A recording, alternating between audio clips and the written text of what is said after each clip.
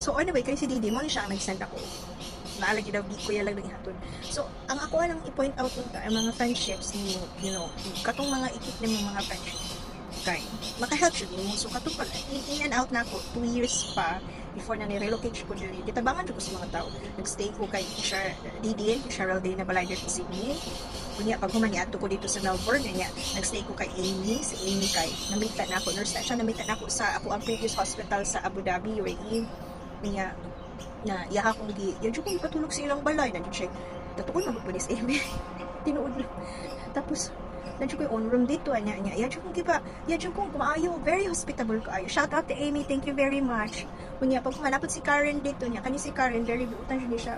Ako ano siyang friend, nagsugod yun sa 12 years mi, nearly 12 years mi, or 10 years mi na friendship sa UAE. Nagsugod mi anak niya sa hospital sa una.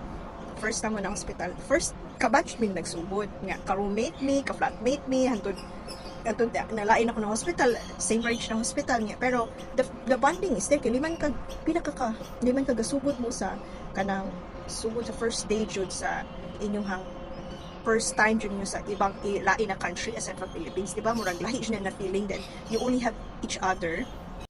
Nya grabe kaayo to ang kuan kanang ang pagsulay ato kay kanila laging sa Pilipinas na no, di man sa ingon namang hinambog ta, pero murag okay ta pamuyo dito ba, like nakasabalay, di ba, na pagkaon niya usahay na pa imong laba, mabalansya sa imong mga gamit, na pagkaon ng merkado ana niya. Pag abot mo sa lain country, wala ba yung nanay kamukha mo ra ba niya kanang nag-rely na jud kasi imong sweldo, di ba? So kanang daghan ka ini kaagi ni Karen na through thick and thin jud na mahibalo jud ko na friends, true friends jud me. So daghan og nag-help sa ako adiri niya, gitabangan ko niya sa exam, advices nga ana. So may kaingon jud ko na because of these 3 people, and also na-meet po na ako si Vijay, so upat tay katawo.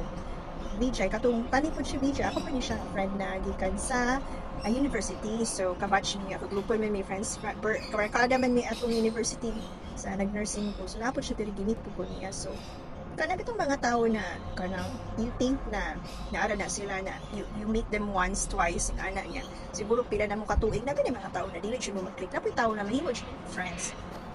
So, nagpasalamat po anak nila kaning upat ka tao, kay Charlotte Day niyang bana, kay Vichay, kay Karen, kay Amy.